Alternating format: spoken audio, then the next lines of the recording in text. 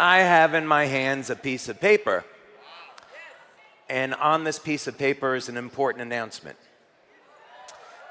because we have a special guest. It's a surprise guest. So I'd like to have these seats filled. Can we get everybody back? Okay, I got my little fella up over here. You guys can sit and relax. We're going to be here for a minute. We have a surprise guest. You guys having a great time? Please give another round of applause for Reg and Andreas. They were incredible, weren't they? They wrote that song for us. Okay. Well, it's really my pleasure to introduce this gentleman. He is the founder. He's got a really long introduction, by the way. He is the founder of Elevate, which is a production company on a mission. Elevate is one of the most prolific creators of socially conscious media. As a filmmaker, he has been granted rare access into the minds and hearts of world-renowned philosophers, scientists, physicists, doctors, authors, shamans, and human development experts. As a director, he has helmed numerous award-winning and record-setting productions, including theatrical features, network television specials, commercials, and music videos for platinum artists. In 2006, his passion for uniting creatives inspired the birth of Elevate Film Festival. In less than 3 years, the film festival earned the title of the world's largest single-screening film event, hosting up to 6,000 people per screening, filling prestigious arenas such as the Kodiak Theater, the Pasadena Civic, and the Nokia LA Live. In 2011, he received the Conscious Life Humanitarian Award and named a member of the Transformational Leadership Council. In 2020, he directed the documentary series Plandemic that shows the connections and conflicts of interest between the media, the medical industry, politics, and the financial industry during the COVID-19 pandemic. In 2023, he directed the film The Great Awakening that assembles the forbidden puzzle pieces to reveal the big picture of what's really happening in America and beyond. He is a humanitarian, a spiritual thought leader whose goal is to empower the masses and bring awareness to the issues affecting our times. Ladies and gentlemen, please give a warm and loud LifeWave welcome to our friend, Mikki Willis.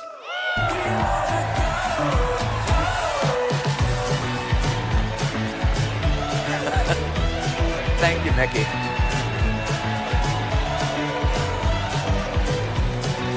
Thank you. Wow. Thank you. Mikki, it's so great to have you here. The first thing, the most important thing, I would like to thank you on behalf of our community for everything that you are doing to bring awareness to the problems, the modern problems that we're facing. It takes a man of courage, it takes a man of faith, it takes a man of God to do that. And I am so honored to be associated with you. Thank you, David. I'm honored too. I am honored to be here. Thank you so much. It's great to see all of you way back there. Wow. I was blown away by stage B, and David said, come on over to the main stage. Wow. So good on you guys for all the good that you're spreading out in the world. I mean, that's really what the inspiration for my work is to counter all the negativity and all the harmful products and all the ways that we are being poisoned and lied to and divided, to bring us back together into a place of natural health and unity and love above all. Yeah.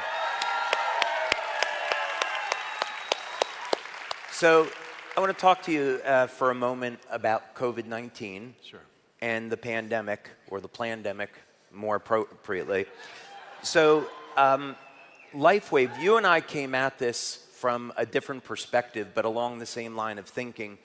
When I saw what was happening and unfolding, I began to reach out to the doctors and scientists that were in our network that we do clinical studies with, and I wanted to know for myself, through clinical research that we were going to sponsor, were the vaccines safe and effective the way that we were being told?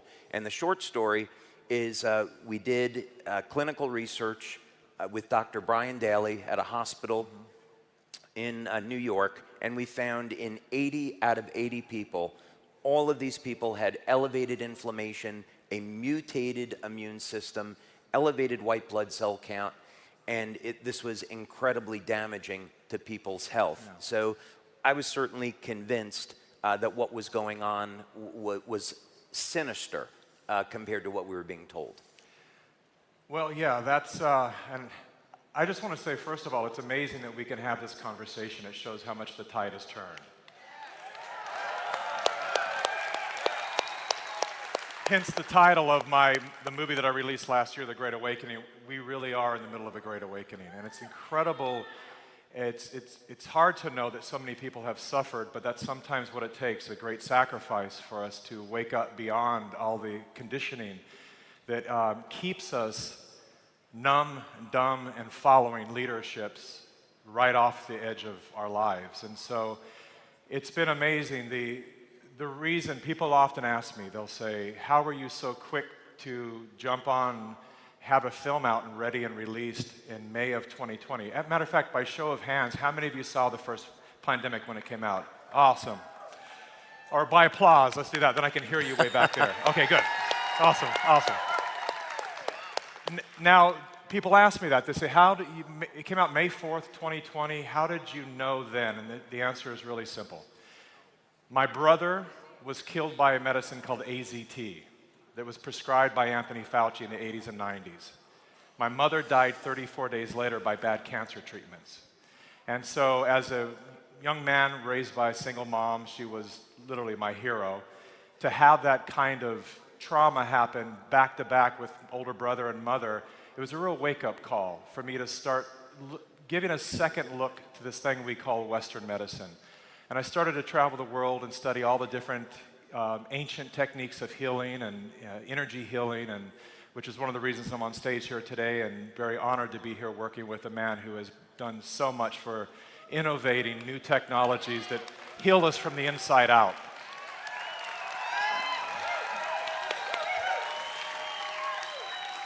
And so it was a very risky and controversial thing that we did, as most of you had saw how much the media attacked us and attacked Dr. Judy Mikovits, who was featured in the first Plandemic film, which, by the way, thanks to the censorship, Plandemic 1 is the most seen independent film in all of history.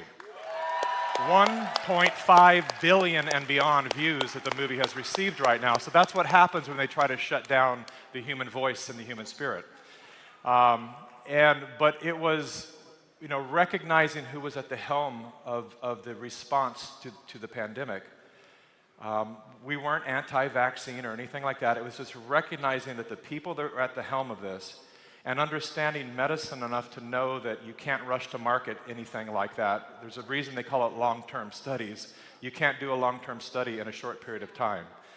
And so we knew that something was awry, and that people were going to be harmed, and at the very least, people needed to at least have be able to make informed decisions about their health and what they put into their bodies. And to feel that our government was forcing and coercing people to do something, with or without religious exemptions or whatever it might have been, it really brought back a lot of memories of other parts of our history where things like this have happened. If you know the Tuskegee experiment and a lot of other things that have happened that was shock to us, that will we really allow this to happen here in America? And we certainly want to be safe, and we certainly want to honor the incredible field of medicine if it works and if it truly is safe and effective.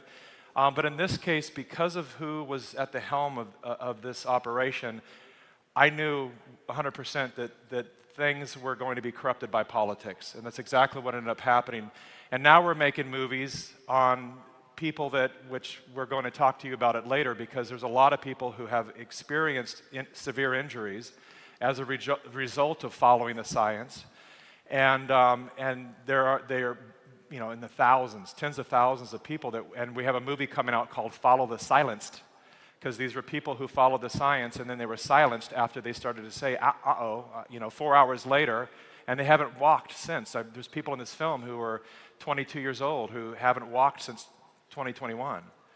And so, when something like this happens, it's a wake-up call for all of us. And my team and I and everyone decided, we know that this could be literally the last move we've ever made. Maybe we'll never work again. Who knows? We're trapped in an industry that prohibits you from speaking outside the narrative. And in a country that's built and based upon, there's a reason that the Bible says in the beginning was the Word, and that our Constitution, the very first amendment, is about free speech. The power of our voice matters so much.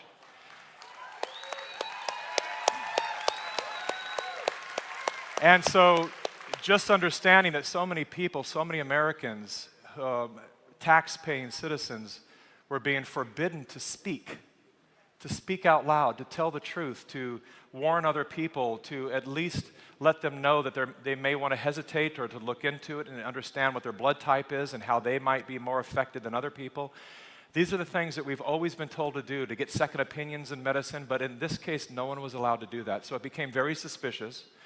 And I will say now that we're now on the edge of 2025, 100% of every claim that was made, and the Plandemic series now is number 4 was just released, Plandemic the musical. I don't know if you've seen it yet, but you need to see it.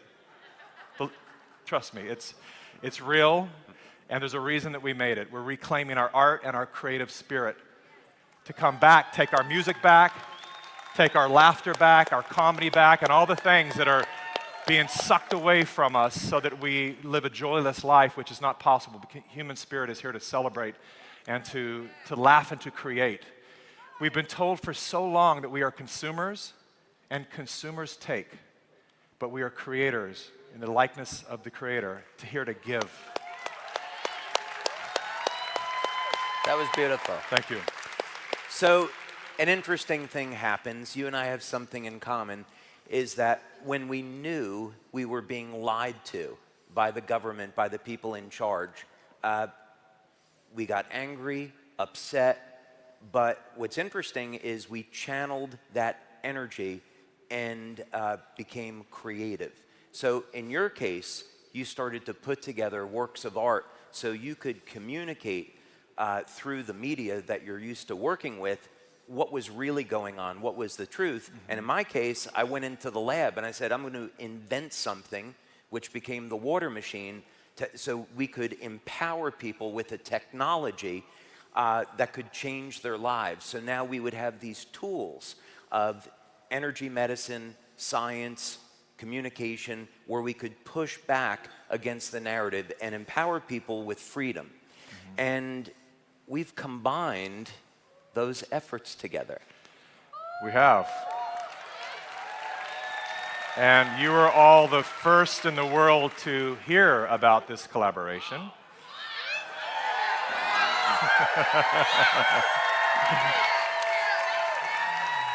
And I will just tell you, as we kind of tease it along here, I will just tell you that this collaboration, this untitled, unnamed collaboration, has already created a ripple effect of healing within my company. So we have a team of incredible filmmakers that travel all over the world. We have about 6 films in productions at all times. So when things come up, I have a researcher in North Carolina right now, and whatever is happening, whatever the media is lying to us about, we send teams there and we start to find what's really happening. So we are a little David against the Goliath of the mainstream media, but here's the deal, we get more views than they do. And they hate it. Yeah.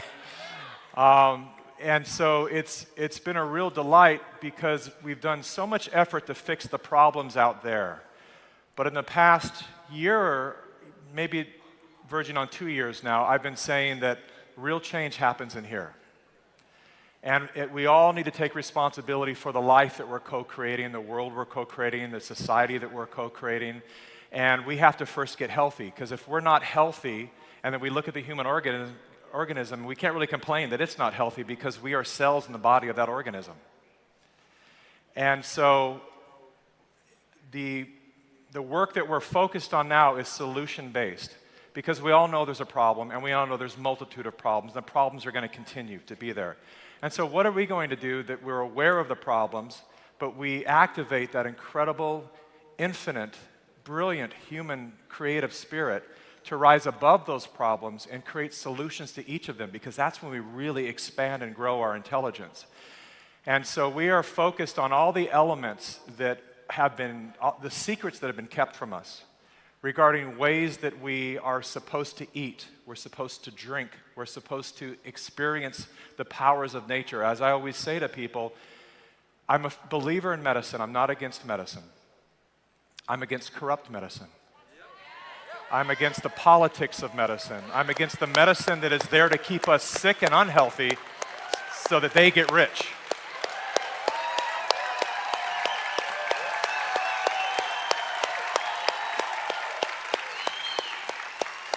And I always say, if you just stop for a moment, because I think that we're moving so fast and we're so distracted by these little things that you guys are holding up right now. We're so distracted by design that we forget to stop and to understand just how magnificent this experience of life is. Every medicine and food that we need grows from the ground. And it is often in primary colors and in the shape and design of the very organ it's meant to affect. You crack open a carrot and you look at the inside of a carrot and it looks like the pupil of an eye, and guess what? It's great for your eyes. A bell pepper, 4 chambers in the shape of a heart, and guess what? It's good for your heart. Avocado in the shape of the cervix with a seed in the middle, and guess what it's good for? And we go on and on. A walnut. Open that up. It looks like a little mini brain with 2 hemispheres, and it's brain food. It's almost as if God said, children, one day you're going to lose your way, so I'm going to make these things look like exactly what they're meant for in primary colors like Legos, so you don't get confused, and they're pretty enough to fascinate you that you might eat them. And then we have these industries going, no, look away from all that, look away from all of that, and just use the synthetic stuff here that's going to keep you dependent upon our system. And the people, the gift of COVID, I've traveled all over the world, met with audiences this size and smaller, all over the world, is that people are waking up to realize that. And they're waking up to understand the potential of the human body when we feed it right, when we understand the power of light, the power of water, and really take control of what it is that we put into our bodies and what we put out, what we broadcast out of our bodies. When we're responsible for that. And I've seen around the world, I've said COVID unleashed and awakened and gave birth to a generation of citizen journalists. Because in 2020, I could send out my latest research, and I could go in front of an audience like this, and I could tell you my latest research, and people would go, no way, what? I can't do that anymore. Now I can tell you what I think is the most mind-boggling information, and half the audience goes, yeah, I saw it. Yeah, I shared it yesterday. Oh, yeah, I know that. Everybody's aware now. They're aware, they're awake, you're sharing information online, and you're paying attention. And we're particularly paying attention to what's happening within our government. And that's the thing that we're working so hard to reshape right now. But it all starts with what we do on the inside. So that's why when this opportunity came up, and there's some people I want to thank that couldn't be here today because they're so busy. My team is on a flight right now, I believe, to do an interview that might pertain to this collaboration up here, perhaps. And so they couldn't be here. So I want to thank Matthew Guthrie, Tyler Lindsay, Eric Felderhoff, my wife who is here. My wife and children are here, right there. My wife who's my producing partner. I want to thank Jim Caldwell. I want to thank want to thank David. Thank you so much, because it's changing the shape of our business already. I was telling him backstage that, you know, we spend 12 hours a day, at least 5 days a week, and we look at all the footage, and some of it's really bad. We see the footage that gets blurred out on the news. We see the raw stuff. And we become thick-skinned because we love what we do and we know we're in service, and we know that we're on the right side of history, so that keeps us going. Yet, we're susceptible to the negativity at times, and it can sometimes weigh us down. And the project that we're so honored to be collaborating on right now has changed the DNA, literally, in my company, such that we're starting to feel a lightness within our work. And it's been therapeutic for us in so many ways that I thank you so much, because there's so much more light infused in the work that we're doing now, and you're about to see a little bit of that. And it's been a real honor. But last but not least, I want to thank a friend of about 20 years, Beamy Casey. Beamy Casey has been a dear friend of my wife's and mine for a number of years, and without her introduction to David, this project that we're about to unveil in front of you right now would not be possible. So thank you, Beamy, so much. Thank you so much. Thank you, Mickey.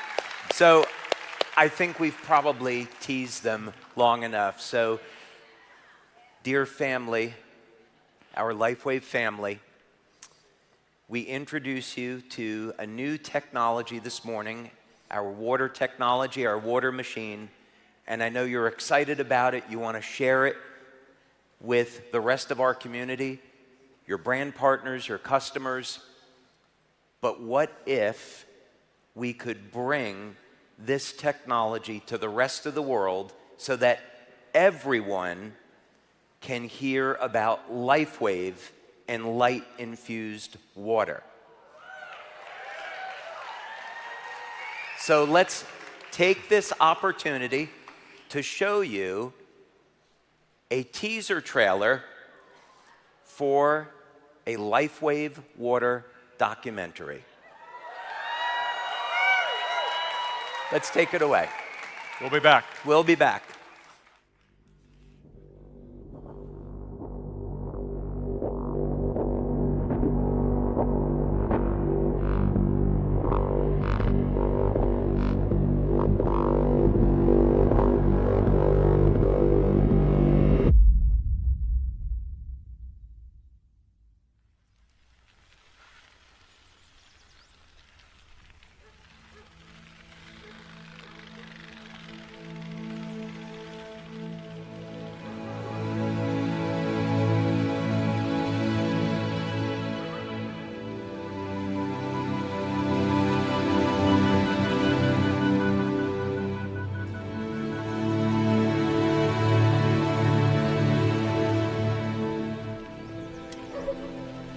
I was about 7 years old, and we had a family get-together at my grandparents' house, and one of my uncles was an inventor for Bell Labs, an extremely successful inventor.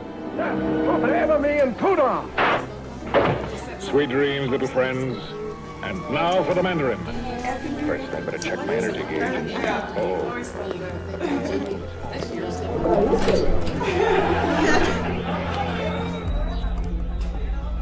My cousins, they said, hey, let's break away from the adults, and we want to go take a look at something. How convenient of you, Iron Man. So brace yourself within my grasp.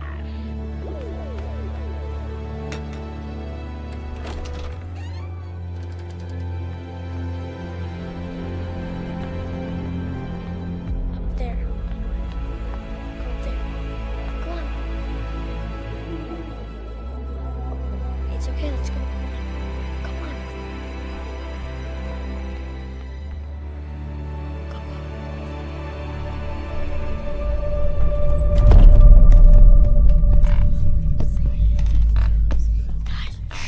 So we went up into the attic.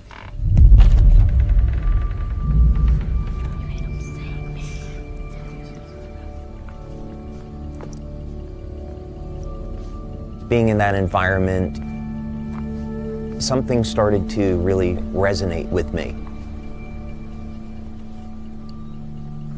I just thought this was the coolest thing.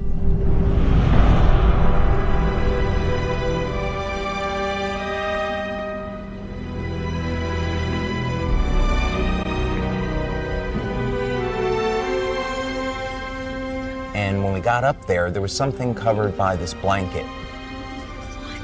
My cousins took the blanket off,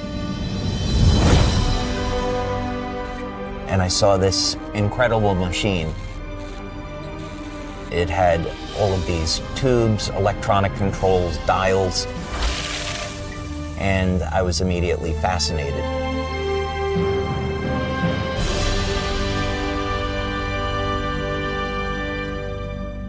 It was then that I knew that I want to be an inventor when I grow up.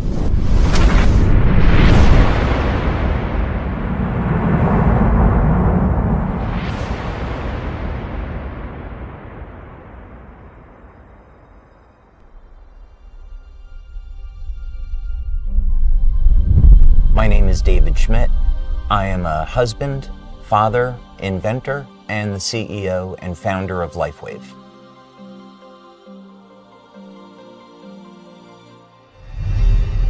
From when I was young, I always had an interest in exploring the world and learning about how things work. We didn't have the distraction of cell phones and computers, so I spent a lot of time outside with my friends, exploring the natural world, looking at insects, going for walks in the woods, and trying to understand how all these things in nature function and enjoying the beauty of it.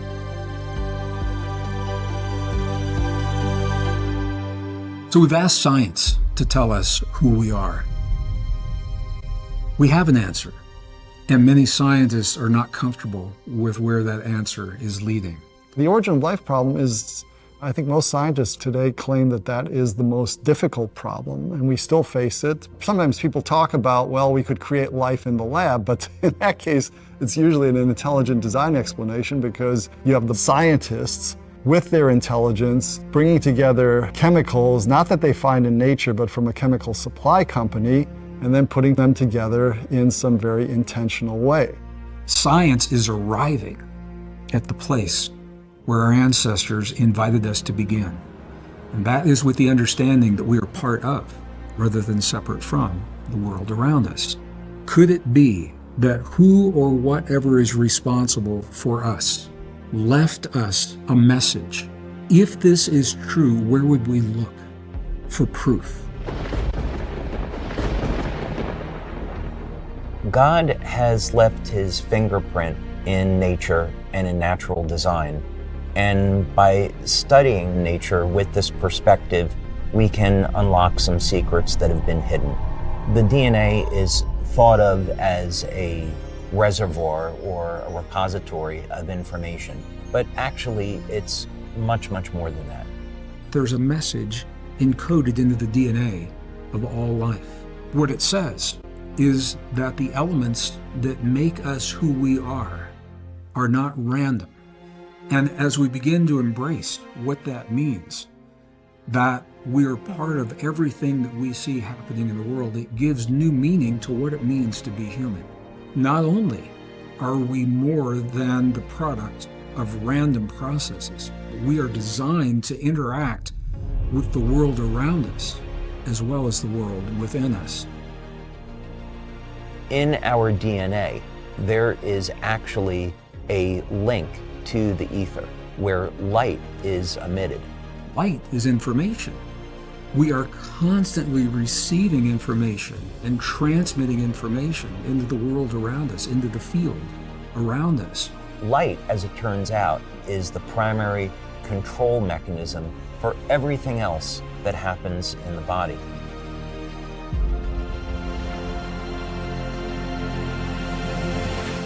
If we can understand the language of the DNA, the code by which this all works, that means we can use light in an entirely different way to improve our health, our quality of life, and even change the way we age.